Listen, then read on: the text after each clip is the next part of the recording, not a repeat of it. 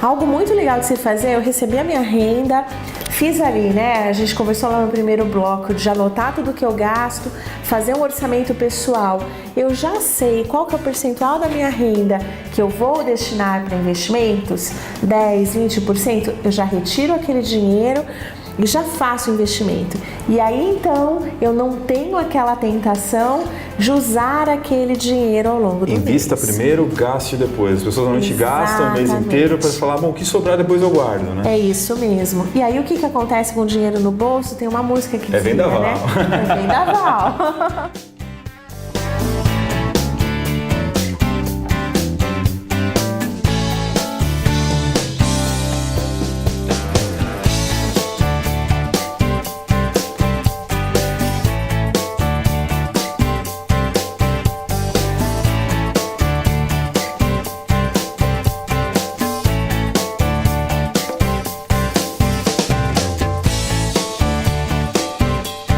Queridos amigos do programa Heróis de Propósito na rede RVC, quando a gente pergunta para as pessoas o que te impede de viver o seu propósito, normalmente as pessoas esbarram em limites, sendo talvez o mais comum deles o financeiro. Como que eu faço para ganhar dinheiro com isso que eu amo, com isso que eu quero ser cada vez melhor, com essa causa que me faz ficar inspirado e levantar da cama para enfrentar os desafios todos os dias? O dinheiro, muitas vezes, ao invés de ser um potencializador, é um fator limitante na vida das pessoas que gostariam e que desejam viver o seu propósito. Por isso eu fico muito feliz de estar aqui hoje com uma especialista em educação financeira, que é a Luciana Iquedo, fundadora da Iquedo Investimentos. Seja muito bem-vinda, Luciana. Muito obrigada, Takei. É uma alegria estar aqui hoje para falar desse tema que é o meu propósito. Falar sobre dinheiro, falar sobre educação financeira e realmente empoderar as pessoas financeiramente para que elas possam ser livres, encontrar o equilíbrio entre a vida pessoal, a vida profissional, realizar sonhos e viver efetivamente o propósito de cada uma delas. Maravilhoso, Luciana. Investir é difícil?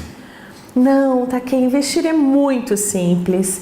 O grande desafio de investir vem lá de dentro, vem da essência, vem dessa crença que às vezes é limitante, de que é muito difícil, de que não é para mim.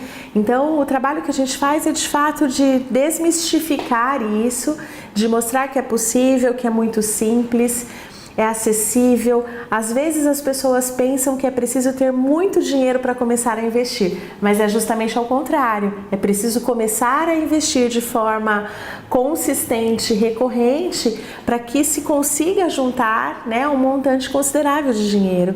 Então eu vou ter bastante dinheiro a partir do momento que eu começar a ser disciplinado e guardar e aprender a aplicar bem o meu recurso. E quais são os serviços que vocês oferecem aqui na Iquedo Investimentos? A Iquedo Investimentos é um escritório de investimentos ligado à XP, credenciado à XP Investimentos, que hoje é a maior corretora da América Latina, né? E que traz aí a possibilidade de saída para o mercado com os produtos de renda fixa, tanto de emissão bancária quanto de emissão privada, tesouro direto, renda variável, fundos de investimentos, previdência, seguros. Então a gente tem uma gama bem completa, são mais de 800 produtos. E às vezes as pessoas me perguntam, né? Me fala aí qual que é o melhor investimento. É sempre pergunta, né? Comum. E não existe isso. Existe o melhor investimento para você, dentro das suas necessidades, do seu perfil, do seu momento de vida, das suas aspirações, dos seus sonhos e do seu propósito. Então a pessoa bate aqui na porta e fala, olha, eu estou com um recurso, consegui organizar minhas finanças e agora eu quero fazer um investimento. Por onde começa essa relação entre você e as pessoas? Sim, a primeira relação é de conhecermos quem é essa pessoa e entendermos, né, qual que é o propósito dela, quais são os objetivos financeiros dela. Então a gente avalia o cliente em vários aspectos. O aspecto da rentabilidade, que é uma relação de risco-retorno, é um dos 5 aspectos. A gente também olha a questão de aposentadoria ou de independência financeira. A independência financeira é aquele momento que eu trabalho efetivamente para viver o meu propósito, que também me dá dinheiro, que o mundo precisa, não é isso? Que eu sei fazer bem, mas que eu não estou fazendo, porque muitas vezes a gente, por essa limitação financeira, a gente precisa trabalhar com outras coisas para se manter financeiramente. Aquele momento em que eu não preciso mais gerar renda com o meu trabalho para as minhas necessidades básicas, a gente chama de independência financeira. Nós olhamos o aspecto da sucessão patrimonial, que é extremamente relevante. Quando se tem filhos, é a preocupação aí de 99% das pessoas, porque você tem ali outras pessoas que dependem financeiramente de você. A gente olha a proteção do patrimônio, porque isso é uma evolução. Então a gente começa com a construção do patrimônio e exceto, quando a gente fala de herdeiros, que no momento zero, olha, tá aqui o seu dinheiro e você siga, a maioria das pessoas, elas começam com muito pouco ou quase nada e vão acumulando ao longo do tempo. Então, num determinado momento, além de fazer esse patrimônio crescer, também é preciso protegê-lo. A sucessão é a proteção. Além de render, eu quero que ele não quero perder esse investimento, E a gente também olha a questão do planejamento tributário, que é extremamente relevante. Os impostos que a pessoa vai pagar com investimento, Os impostos que vai pagar com investimentos. E qual é a maneira de pagar menos impostos? Genial, Luciano. E aí, tem as pessoas que estão ainda do outro lado do muro, Que na verdade estão endividadas. Exatamente. O que você poderia dar de orientações para essas pessoas para que elas consigam construir um patrimônio e iniciar investimentos? É um assunto extremamente amplo, mas algumas dicas básicas. Assim. Sim, a primeira coisa a gente tem que começar conhecendo qual que é o nosso hábito de consumo e qual que é a nossa entrada de receita. Então eu preciso anotar tudo. É legal. E é simples, aqui não preciso ter nada muito rebuscado, pode ser assim, numa planilha de Excel, eu posso usar um aplicativo de celular, posso usar o bloquinho de notas do celular, mas também posso pegar um caderninho, uma caneta e anotar tudo o que eu gasto. Depois disso, eu também preciso anotar tudo que eu ganho, Feito esse exercício, aí eu consigo avaliar onde eu posso cortar o que é excedente e eu posso consumir de forma consciente, porque muitas vezes a gente não percebe que está gastando, R$5 em cada cafezinho, um lanchinho todos os dias. E então, com essa organização, eu passo a escolher, assumo o protagonismo. Legal. É algo que não depende, do governo, de quem está no poder, depende de mim. E aí eu vou olhar as minhas dívidas. Que dívidas eu possuo? E as dívidas mais caras são cartão de crédito, cheque especial, a incorporação desse limite, esses sinais de alerta. Poxa vida, chegou a fatura do cartão de crédito e eu não consegui pagar, só tenho dinheiro para pagar o mínimo, não tenho equivalente para aquela fatura, é o primeiro grande sinal de alerta. Já está bem complicada a situação nessa altura do campeonato. Exatamente. Incorporei o limite que o banco me fornece ali, que é o limite de emergência do cheque especial, é outro grande sinal de alerta.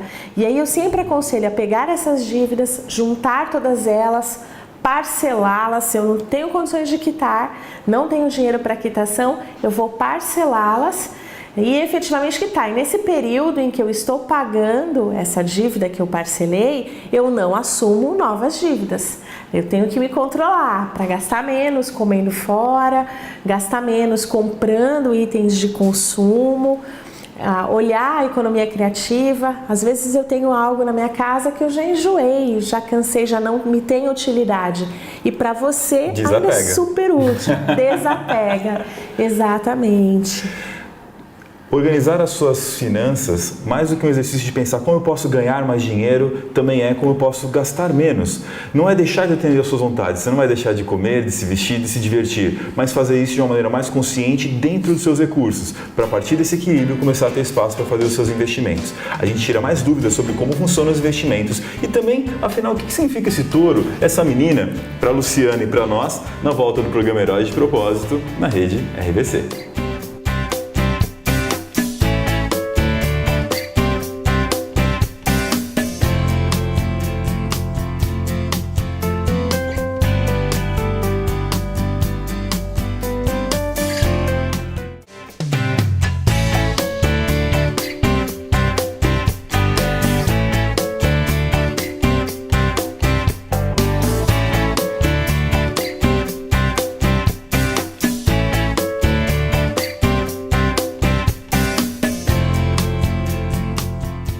Uma vida com propósito é construída através de uma jornada. Não cai do céu, mas é construída a cada dia, a cada passo que a gente faz.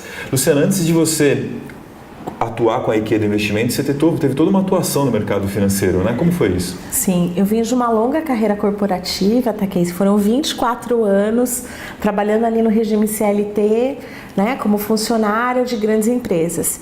Eu comecei a minha carreira em telecomunicações e estava como gerente operacional da NET em Mogi das Cruzes.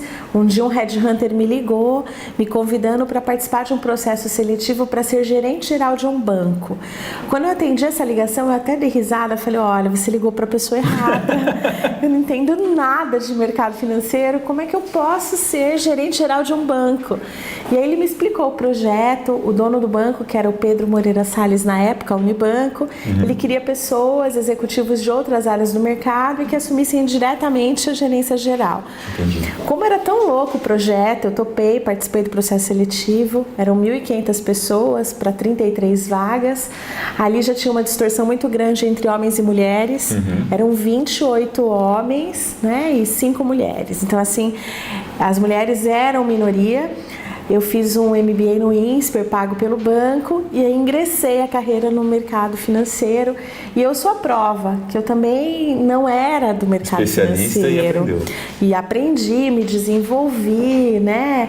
Me apaixonei. Inicialmente fui e pensei, vou lá, vou entender qual que é a linguagem desses caras, como é que é esse mundo, né? E depois eu saio.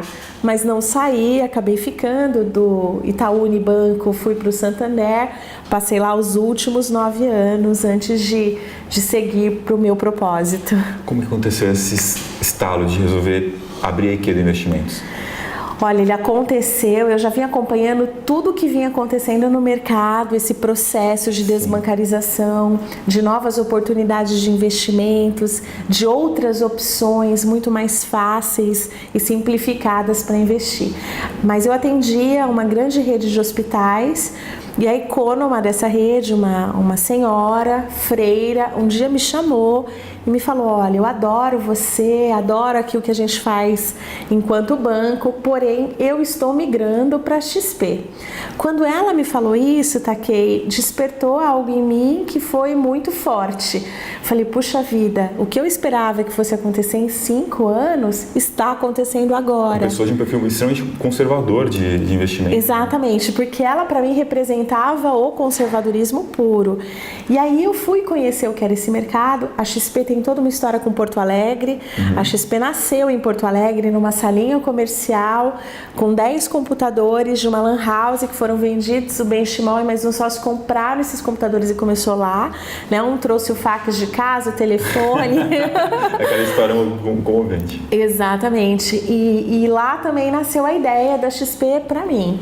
E aí, então, eu comecei a trabalhar no projeto, né? Era algo que fazia muito sentido, essa busca pelo meu propósito, porque o mercado financeiro geral, o que eu sabia fazer muito bem, que eu ganhava muito bem para fazer isso que fazia, que o mundo precisava disso, mas tinha algo mais que eu precisava. Sobre esse algo mais aqui, nós temos 2 figuras, que é o touro e uma menina aqui atrás. Né? O touro de Wall Street e a Fearless Girl, a menina que enfrenta esse mercado financeiro. Sim. Né?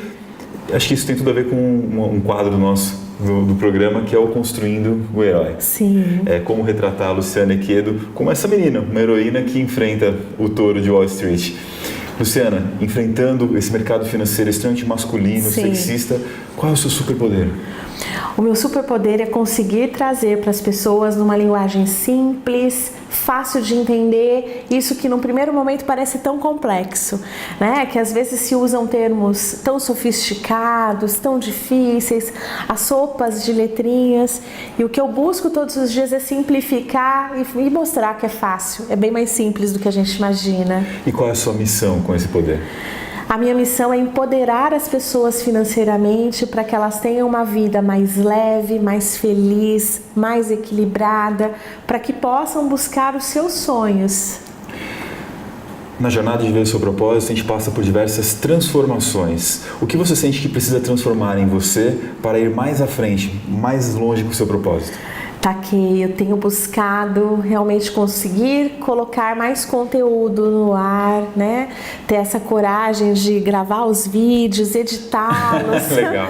Para que essa missão alcance mais pessoas, para que mais pessoas possam entender melhor das suas finanças, entender melhor desse mercado, conhecer as opções, para assumirem o protagonismo da própria vida financeira. Código de honra.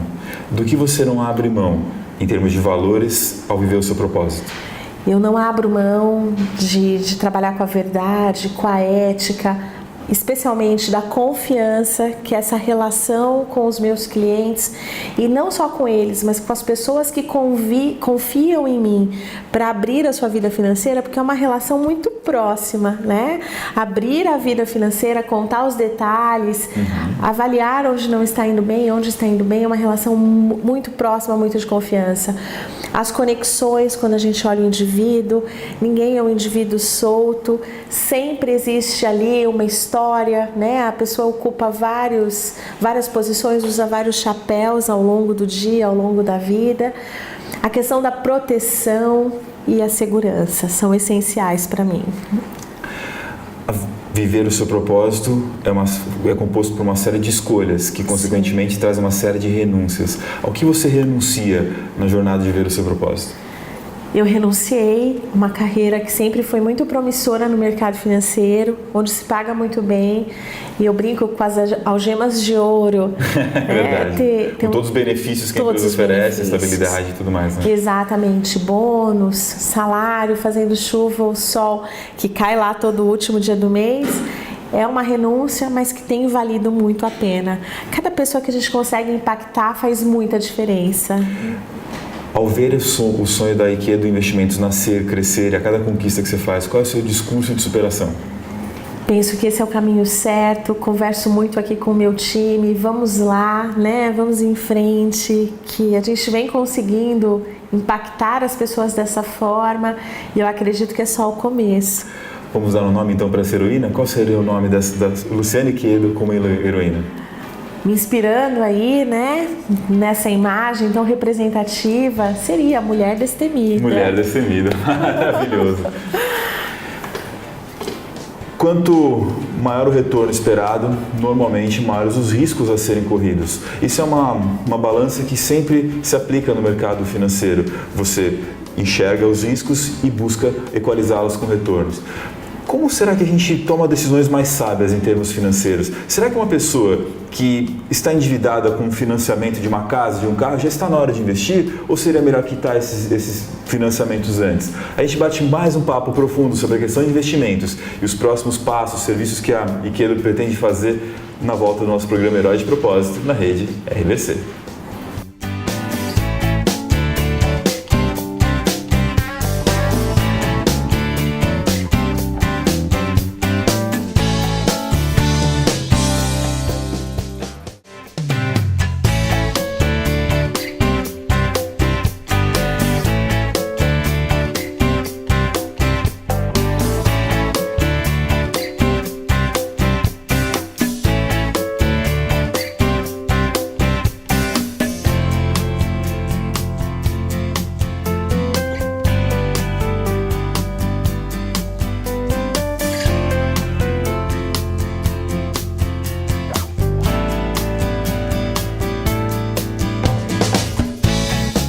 De volta com o nosso programa Heróis de Propósito, e hoje o assunto é dinheiro. Um assunto realmente intrigante para as pessoas, né? Inspirador quando a gente ganha e assustador quando a gente está no vermelho. E a gente está conversando com uma especialista em educação financeira, a Luciana Ikedo.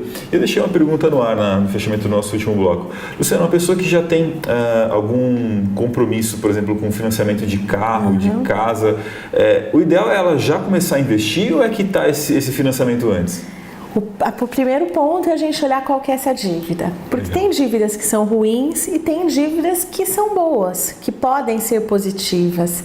O financiamento de uma casa, por exemplo, quando ela é feita dentro do orçamento, com uma taxa subsidiada, com um bom imóvel, uma boa localização, ela pode ser uma dívida boa. Sim. E normalmente a gente nem indica que quite essa dívida, que ele vá pagando, vá usando o fundo de garantia. A cada 2 anos o trabalhador que é assalariado, que é CLT, ele pode usar o fundo de garantia para abater. Então, é uma dívida extremamente saudável quando eu posso usar um recurso que ficaria parado, inacessível, para amortizar essa dívida ao longo do tempo. Depois dessa dívida, a gente precisa olhar sempre qual que é a duração daquele bem e qual que é a dívida que eu estou disposto a assumir. Então, quando eu vou comprar um carro, o que eu preciso pensar? Primeiro, todos os custos, todas as despesas, tudo que significa ter um carro. Não é só comprar um carro.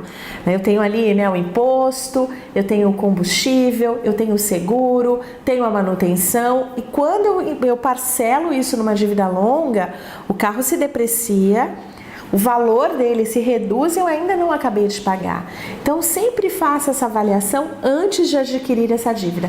E se ela já aconteceu, avalie sinceramente a possibilidade de quitar, porque normalmente os juros são altos, são expressivos. Mas não dá para... A vida, ela acontece simultaneamente. Não dá para a gente pensar em separar por etapas. Como quando a gente fala de propósito, eu não posso esperar o momento da minha aposentadoria. Um dia eu vou ser feliz, agora não. Um dia eu vou ser feliz. Eu preciso ser feliz agora. E são vários pratinhos em planejamento financeiro que a gente precisa girar todos ao mesmo tempo. E algo que eu gosto muito de sugerir sempre é não espere, porque você recebe ali o salário ou recebe a sua renda e algumas pessoas usam esse dinheiro ao longo do mês e se sobrar, quando sobrar, ela investe. Algo muito legal de se fazer, eu recebi a minha renda, fiz ali, a gente conversou lá no primeiro bloco de anotar tudo que eu gasto, fazer um orçamento pessoal. Eu já sei qual que é o percentual da minha renda que eu vou destinar para investimentos, 10, 20%, eu já retiro aquele dinheiro e já faço o investimento. E aí então eu não tenho aquela tentação de usar aquele dinheiro ao longo do mês. Invista primeiro, gaste depois. As pessoas normalmente gastam o mês inteiro para falar, bom, o que sobrar depois eu guardo, né? É isso mesmo. E aí o que acontece com o dinheiro no bolso? Tem uma música que dizia, vendaval. É vendaval. Então esse cuidado a gente precisa ter sempre, porque senão passa um mês, passa 2, passa 3, e quanto antes a gente começar esse processo de investimentos, a gente está numa época agora que se discute todos os dias a questão da reforma previdenciária. E a reforma é um fato, isso vai acontecer e para grande parte das pessoas pode significar que a aposentadoria vai acontecer tardiamente, muito depois do que acontecia no tempo dos nossos pais. E com valor menor. E com um valor menor. Então eu preciso sempre enxergar qual que é a Luciana que eu quero encontrar daqui 20 anos? Qual que é o nível de vida que eu quero garantir para essa pessoa? Não é deixar de viver.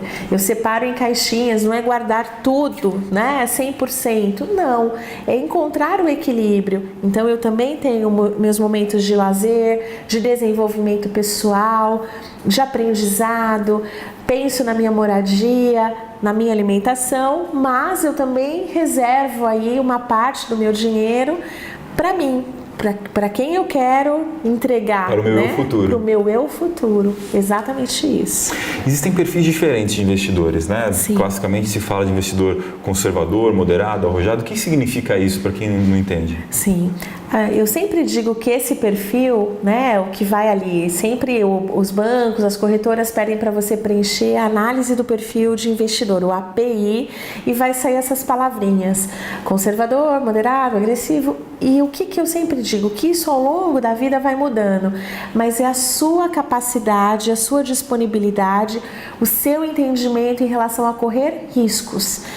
E um exemplo fácil de entender é se eu saio daqui e vou até o centro de São José dos Campos, por exemplo, eu posso escolher, aqui do escritório até São José, eu posso escolher, eu pego um ônibus, eu posso ir de patinete, eu posso pegar uma bicicleta, eu posso escolher ir andando.